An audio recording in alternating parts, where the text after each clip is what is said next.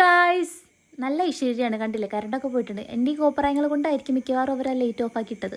അപ്പോൾ ഗായ്സ്, നമ്മളിന്ന് ഫുഡ് കഴിക്കാൻ വന്നേക്കാൻ കേട്ടോ. എന്ത് ഫുഡ്? ഞാൻ ഇന്ന് വീട്ടിൽ നിന്നേ പ്ലാൻ ചെയ്ത് ഇറങ്ങി. എനിക്കിന്ന് മന്തി വേണം. കുറേ നാളായിട്ട് ഞാൻ മന്തി കഴിച്ചിട്ടില്ല. അപ്പോൾ ഞാൻ വിചാരിച്ചു വന്നപ്പോൾ നമുക്കിന്ന് മന്തി തന്നെ കഴിക്കാം. സോ മന്തി ഓർഡർ ചെയ്ത് വെയിറ്റ് ചെയ്തുകൊണ്ടിരിക്കുന്ന ഇരിപ്പാണ് നിങ്ങളീ കാണുന്നത്. കുറച്ച് നേരം നമ്മൾ അവിടെ ഇവിടെ വീഡിയോ ഒക്കെ എടുത്തു, പിന്നെ വെറുതെ ഇരുന്നു. ദിസ് ഈസ് മൈ പുന്നാര ഉമ്മച്ചി. വീഡിയോക്ക് വേണ്ടി ഒന്ന് അഭിനയിക്കാൻ പറഞ്ഞപ്പോൾ എന്തൊക്കെയോ കാണിച്ച് അഭിനയിക്കുന്നതാണ് നിങ്ങളാ കാണുന്നത്. ആൻഡ് ദിസ് ഈസ് മൈ ഉമ്മച്ചീസ് അനീത്തി, കുഞ്ഞുമ്മ. എൻ്റെ ഒരു ഓർമ്മ ശരിയാണ്, ഞാൻ 5-ോ 6-ലോ പഠിക്കുമ്പോഴാണ് ആദ്യമായിട്ട് മന്തി കഴിക്കുന്നത്. 2-3 തവണ കഴിച്ചിട്ടും എനിക്ക് ഒട്ടും ഇഷ്ടപ്പെടാണ്ടിരുന്നൊരു ഫുഡായിരുന്നു നമ്മുടെ മന്തി എന്ന് പറയുന്നത്. പക്ഷെ ഇപ്പോൾ പറയട്ടെ, ഇപ്പം എൻ്റെ വൺ ഓഫ് മൈ ഫേവറേറ്റ് ഫുഡാണ് കേട്ടോ മന്തി എന്ന് പറയുന്നത്. അത് നോർമൽ മന്തി. നിങ്ങൾക്ക് ഇഷ്ടമുള്ള മന്തി ഏതാണെന്ന് വെച്ചാൽ കമൻറ്റ് ചെയ്യാം കേട്ടോ. പക്ഷെ ഇന്ന് നമ്മൾ ഓർഡർ ചെയ്തേക്കുന്നത് അൽഫാം മന്തിയാണ് കേട്ടോ. ഇന്നെന്തോ അൽഫാം മന്തി കഴിക്കാൻ തോന്നിയതാ. ഈ ഷുഗർ കട്ട് ആയതുകൊണ്ട് ഒരു രസത്തിന് ഞാൻ എന്ത് ചെയ്തു, നമ്മുടെ ഷുഗർ ഇല്ലാണ്ടൊരു ഷമാം ജ്യൂസ് കൊണ്ട് പറഞ്ഞു. എനിക്കത് ഇറക്കാനും തുപ്പാനും പറ്റില്ലാത്തൊരവസ്ഥയായിരുന്നു. അതിനുശേഷം നമ്മുടെ മന്തിയാണ് വന്നു. നമ്മുടെ അൽഫാം മന്തി നമ്മുടെ മയണൈസും നമ്മുടെ ടൊമാറ്റോ ചട്നിയൊക്കെ കൂട്ടിയാണ്ട് കഴിച്ചു.